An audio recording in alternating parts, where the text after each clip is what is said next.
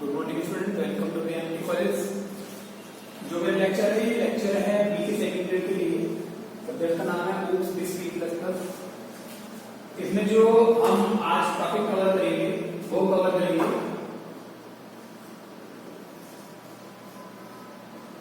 If else statement in C++। If else statement in C++ आज हमारे topic है, right. Programming term में क्या होता है कि हमारे पास क्या होता है कि बहुत सारी कंडीशन है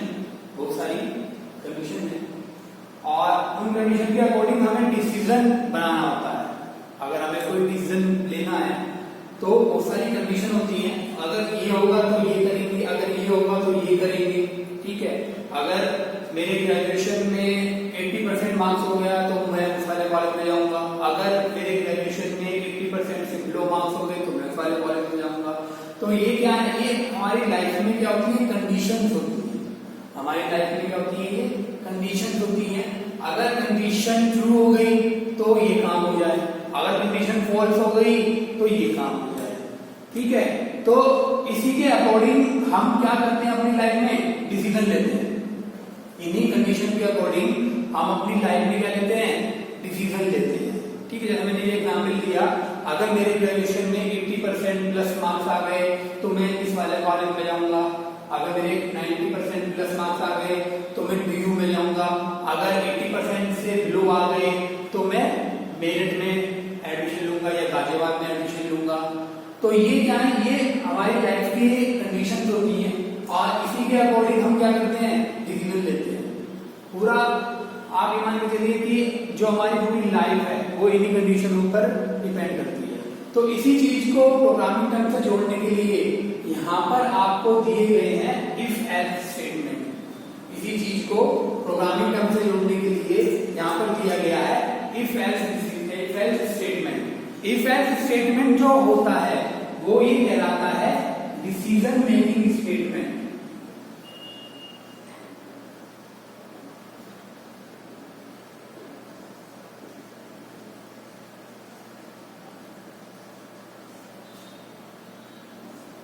ये कहलाता है डिसीजन मेकिंग स्टेटमेंट, ठीक है।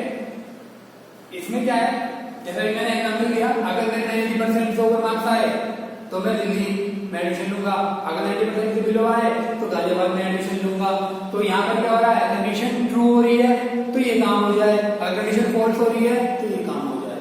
यही सेम काम कहां पर हो रहा है, इफ एल्स स्टेटमेंट में हो रहा है। देखो कैसे, यहाँ पर कैसे यूज होता है, इसका ये सिंटैक्स है। पहले आएगा इफ कीवर्ड, फिर आएगी कंडीशन, कर्ली ब्रैकेट शुरू, कर्ली ब्रैकेट बंद, स्टेटमेंट। ये पहला है विदाउट एल्स, खाली क्या यूज हो रहा है, यहाँ पे इफ यूज हो रहा है, एल्स नहीं हो रहा, ठीक है। तो यहां पर क्या है, ये पहला स्टेटमेंट ये है if condition true, if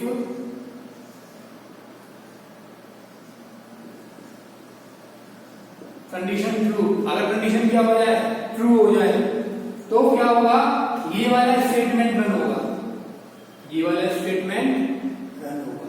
if condition true तो ये वाला स्टेटमेंट क्या होगा, रन होगा, जो कर्ली ब्रैकेट के अंदर लिखा हुआ है।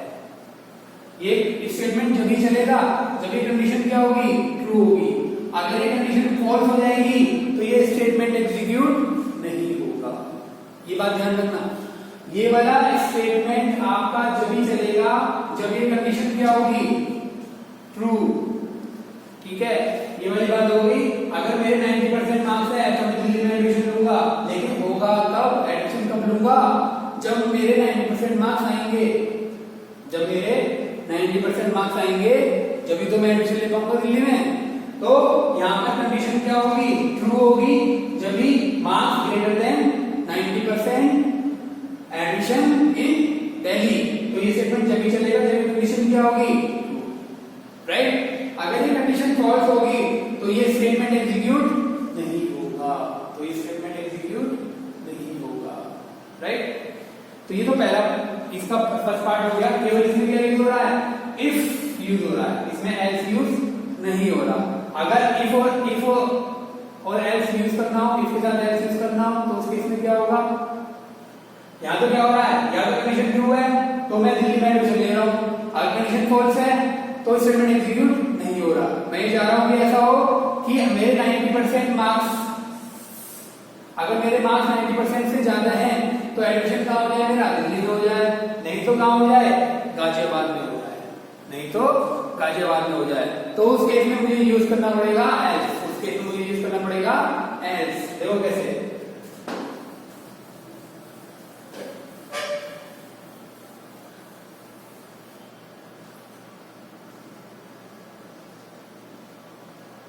सिंटेक्स, यहां इफ आ गया, ये कंडीशन आ गई,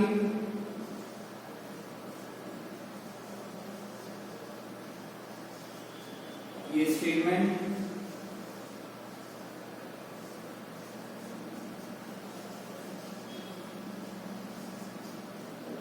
एंड स्टेटमेंट, एल्स के साथ क्या आ गया, पहले कैसे शुरू हुए, पहले कैसे बंद हुए, फिर क्या आ गया स्टेटमेंट। अब यहाँ पर क्या हो रहा है, यहाँ पर कंडीशन क्या हो रही है, चेक हो रही है। अगर कंडीशन ट्रू है, condition is true, condition true होगी तो ये वाला स्टेटमेंट क्या होगा, एग्जीक्यूट होगा। इफ कंडीशन फॉल्स, अगर कंडीशन फॉल्स हो जाएगी तो एल्स वाला स्टेटमेंट एग्जीक्यूट होगा। अगर कंडीशन फॉल्स हो जाएगी तो एल्स वाला स्टेटमेंट एग्जीक्यूट होगा। ये वाली बात हो गई। अगर मेरे मार्क्स 90% से ग्रेटर है तो admission in Delhi, otherwise admission in Ghaziabad. तो 90% से अगर ग्रेटर देन हुए तो ये वाला स्टेटमेंट चलेगा, नहीं तो ये वाला स्टेटमेंट चलेगा, राइट। अगर कंडीशन ट्रू हुई तो ये वाला स्टेटमेंट एग्जीक्यूट होगा, अगर कंडीशन फॉल्स हुई तो एल्स के अंदर जो कुछ लिखा हुआ है वो वाला स्टेटमेंट एग्जीक्यूट होगा। इस तरह से हम इफ एल्स स्टेटमेंट का यूज करते हैं, इस तरह से हम इफ एल्स स्टेटमेंट का यूज करते हैं। ये हमारा इफ एल्स स्टेटमेंट कहलाता है डिसीजन मेकिंग स्टेटमेंट। क्या कहलाता है, डिसीजन मेकिंग स्टेटमेंट। इसकी मदद से हम अपने डिसीजन बनाते हैं, इसकी मदद से हम अपने डिसीजन बनाते हैं। तो ये डिसीजन मेकिंग स्टेटमेंट के लिए हमारा यूज होगा इफ एल्स स्टेटमेंट। बात समझ में आ गई? क्या बताया मैंने बताया इफ एक कीवर्ड है, यहाँ पर कंडीशन है, अगर ये कंडीशन ट्रू होगी तो कर्ली ब्रेसेस के अंदर जो स्टेटमेंट लिखा हुआ है वो एग्जीक्यूट होगा। अगर कंडीशन फॉल्स होगी तो उस केस में कंट्रोल जाएगा एल्स के पास, एल्स के अंदर कर्ली ब्रेसेस में जो स्टेटमेंट लिखा हुआ है वो स्टेटमेंट एग्जीक्यूट होगा, राइट। इस तरह से हम इफ एल्स स्टेटमेंट का क्या करेंगे, यूज, हम इफ एल्स स्टेटमेंट यूज कर सकते हैं। देखो कैसे, एक प्रोग्राम आपको बताता हूं कैसे।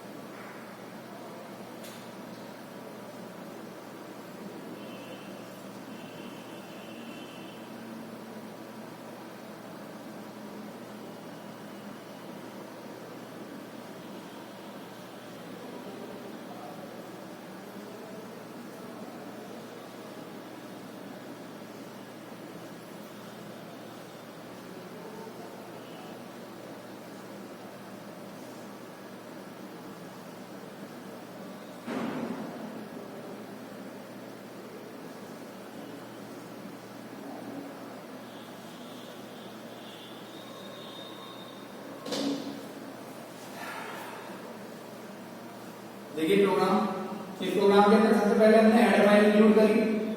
हेडर फाइल का नाम क्या है, iostring.h एंड pony.h। मैंने अभी बताया था कि C++ का प्रोग्राम कहां से शुरू होता है, हमेशा मेन से शुरू होता है। तो C++ का प्रोग्राम मेन से शुरू हो रहा है।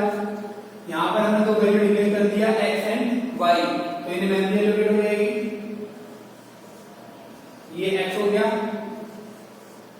ये y हो गया, ये इनका मेमोरी एड्रेस हो गया,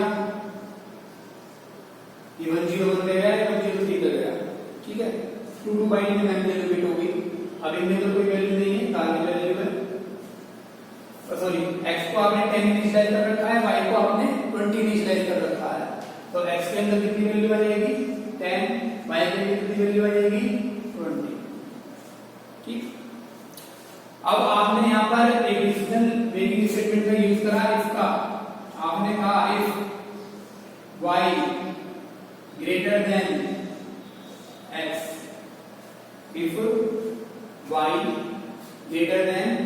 x, तो आपने यहां प्रिंट करा दिया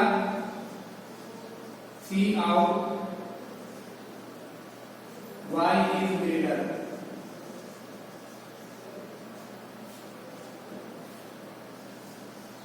else सी आउट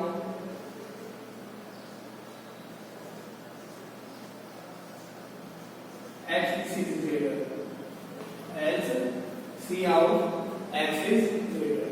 तो यहां पर देखो y की वैल्यू कितनी है 20, x की वैल्यू कितनी है 10, हमने कंडीशन क्या लगाई y greater than x, y बड़ा है किससे x से, तो y तो x से बड़ा है ही क्योंकि y की वैल्यू 20 है, x की वैल्यू 20 है, तो कंट्रोल कहां जाएगा इस वाले स्टेटमेंट के अंदर, क्या आउटपुट आएगा y is greater, क्या आउटपुट आएगा y is greater, राइट, बात समझ में आई। तो इस तरह से आप एक प्रोग्राम बना सकते हो। अब आप चाह रहे हो कि यहां पर क्या हुआ, इस वाले प्रोग्राम में क्या है x और y की वैल्यू फिक्स हो गई, x और y की वैल्यू फिक्स हो गई, चाहे 1000 बार प्रोग्राम चला लो, चाहे 10,000 बार प्रोग्राम चला लो, हर बार आउटपुट यही आएगा y is greater, y is greater, y is greater, क्योंकि ऊपर ही वैल्यू फिक्स कर रखी है। अब आप चाह रहे हो x और y की वैल्यू कुछ ऐसी कर दी जाए कि जनरल प्रोग्राम जनरल हो जाए, प्रोग्राम जनरल हो जाए, जो x और y की वैल्यू है वो यूजर इनपुट करे, x और y की जो वैल्यू है वो यूजर इनपुट करे, तो उसके लिए हमें क्या यूज करना पड़ेगा, याद करो प्रीवियस लेक्चर में मैंने क्या बताया था, उसके लिए हमें यूज करना पड़ेगा सी इन, क्या यूज करना पड़ेगा सी इन। देखो कैसे, यहां पर आप क्या करोगे किसी प्रोग्राम के अंदर,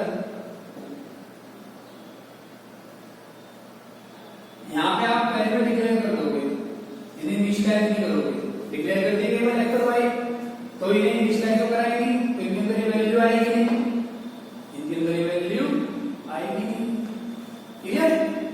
अब आप क्या करोगे, इनकी वैल्यू कीबोर्ड से रीड करोगे, यहां पर आएगी इस लाइन में, ये लाइन का नाम है, इसके बाद ये लाइन शुरू होगी। अब x और y की वैल्यू आप कीबोर्ड से रीड करोगे, कैसे करोगे, यहां पर आप लिखोगे सी एल एस के नीचे cout enter value of x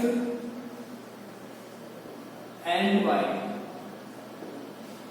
enter value of x and y, सी कर लो, आपने सी कर लिया,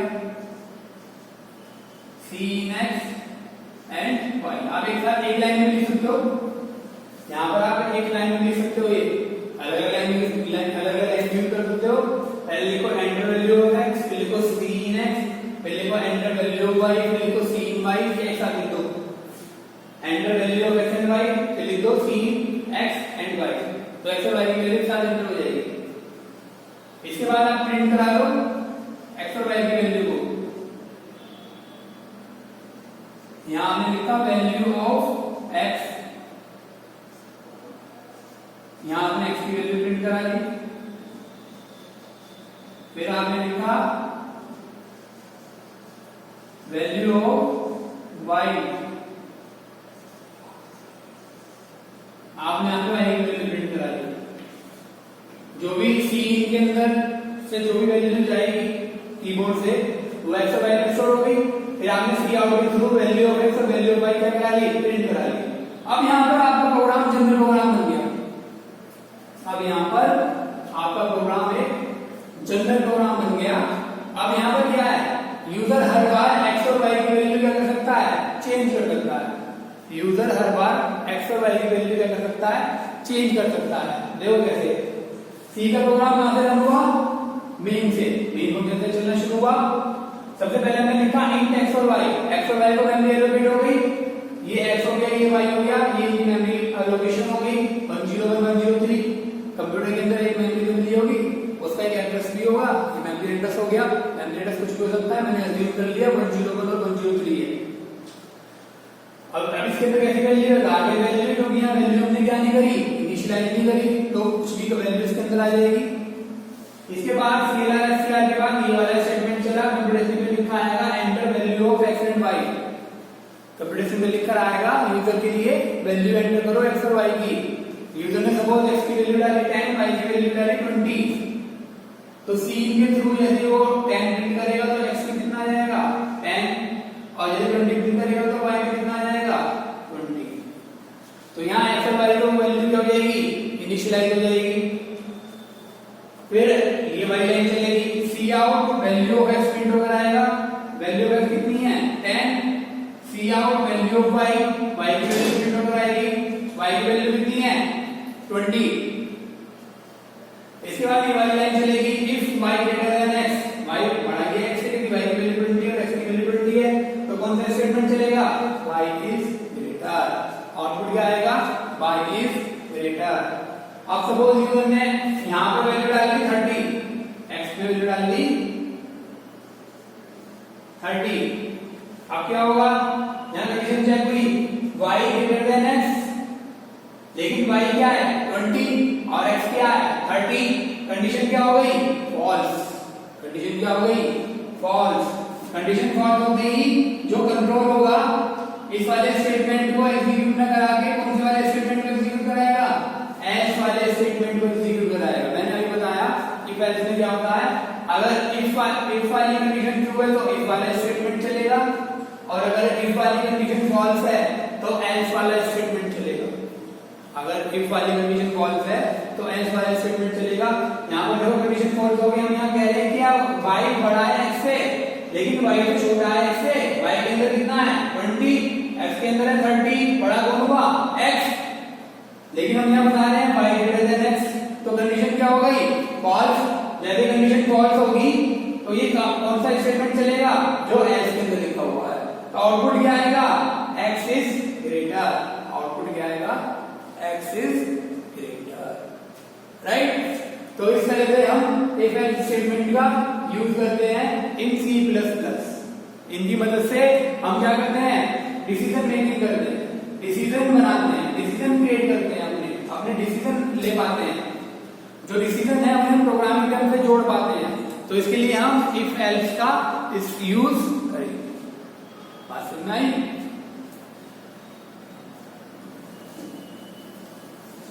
अब यहां तो क्या देख रहे हैं हम, यहां तो एक कंडीशन चेक हो रही है, अगर हमें मल्टीपल कंडीशन चेक करनी हो तो क्या करें, अगर हमें मल्टीपल कंडीशन चेक करनी हो तो क्या करें,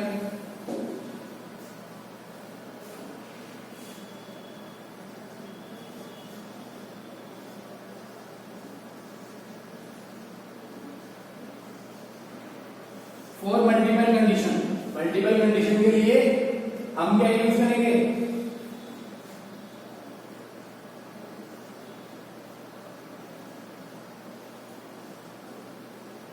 हम यूज करेंगे इफ एल्स लैडर, हम यूज करेंगे if else ladder for multiple conditions. कैसे,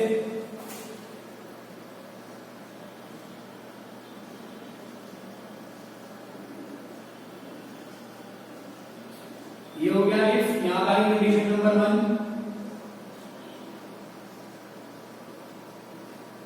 यहां हो गया स्टेटमेंट, फिर हमने लिखा एल्स इफ,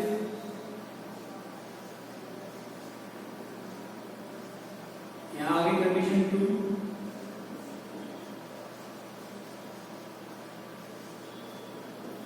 ये हो गया स्टेटमेंट,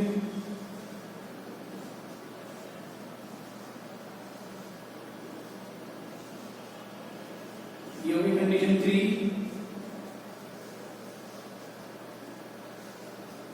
यहाँ हो गया स्टेटमेंट, और सबसे बाद हमने यूज करा एल्स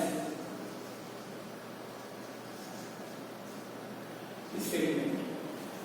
तो ये सिंटैक्स है किसका, इफ एल्स लैडर का। इफ एल्स लैडर कहाँ यूज होगी, इफ एल्स लैडर हमारे वहां पर यूज होगी जहां पर हमारे पास क्या होंगी, मल्टीपल कंडीशन होगी, जहां पर हमारे पास क्या होंगी मल्टीपल कंडीशन होंगी, वहां मतलब हम बहुत सारी कंडीशन चेक करना चाह रहे हैं, तो उस केस में हम इफ एल्स लैडर का यूज करेंगे, हम वहां पर इफ एल्स लैडर का यूज करेंगे। इसका एग्जांपल क्या है, इसका एग्जांपल ये है कि सपोज आपको 10 बच्चे हैं या कोई कितने बच्चे हैं, 100 बच्चे हैं, 1000 बच्चे हैं, उनका रिजल्ट प्रिंट कराना है, उन्हें ग्रेड देना है A B C D E, और जो ग्रेड देना है वो ग्रेड देना है according to their percentage, according to their percentage. अगर किसी की परसेंटेज 90 से 100 के बीच में है तो A ग्रेड, अगर किसी की 80 से 90 के बीच में है तो B ग्रेड, किसी की 70 से 80 के बीच में तो C ग्रेड। तो उस केस में हमेशा क्या यूज होती है, इफ एल्स लेटर। तो उस केस में हमेशा क्या यूज होती है, इफ एल्स लेटर। कैसे देखो यहाँ पर क्या हो रहा है, यहाँ पर जो आपका प्रोग्राम चलेगा वो इफ से चलेगा। पहले कंडीशन नंबर 1 टेस्ट हुई, कंडीशन नंबर 1 अगर क्या है, ट्रू है, अगर ये ट्रू होगी तो ये वाला स्टेटमेंट एग्जीक्यूट होगा। अगर ये ट्रू होगी तो ये स्टेटमेंट 1 एग्जीक्यूट होगा। अगर कंडीशन नंबर 1 क्या हो जाती है, फॉल्स हो जाती है, तो उस केस में क्या होगा, कंट्रोल एग्जीक्यूट कराएगा किसको, एल्स इफ को। कंट्रोल जाएगा एल्स इफ के पास, कंडीशन नंबर 2 टेस्ट करेगा। कंडीशन नंबर 2 अगर ट्रू हो गई तो ये वाला स्टेटमेंट एग्जीक्यूट होगा, तो ये वाला स्टेटमेंट एग्जीक्यूट होगा। अगर कंडीशन नंबर 2 भी क्या हो गई, फॉल्स,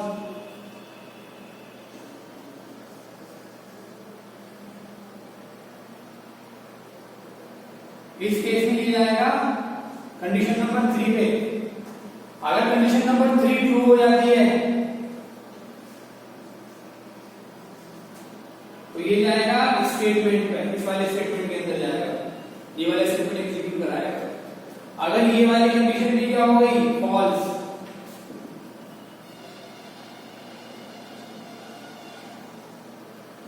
तो इस केस में ये जाएगा एल्स के पास, तो ये जो कुछ भी एल्स के अंदर लिखा हुआ है वो एग्जीक्यूट हो जाएगा। तो इस तरह से हम इफ एल्स लेटर का क्या करते हैं, यूज करते हैं। इफ एल्स लेटर हमारी कहां पर यूज होगी, इफ एल्स लेटर हमारी यूज होगी मल्टीपल कंडीशन में, जहां पे मल्टीपल कंडीशन क्या करनी हो, चेक करनी हो।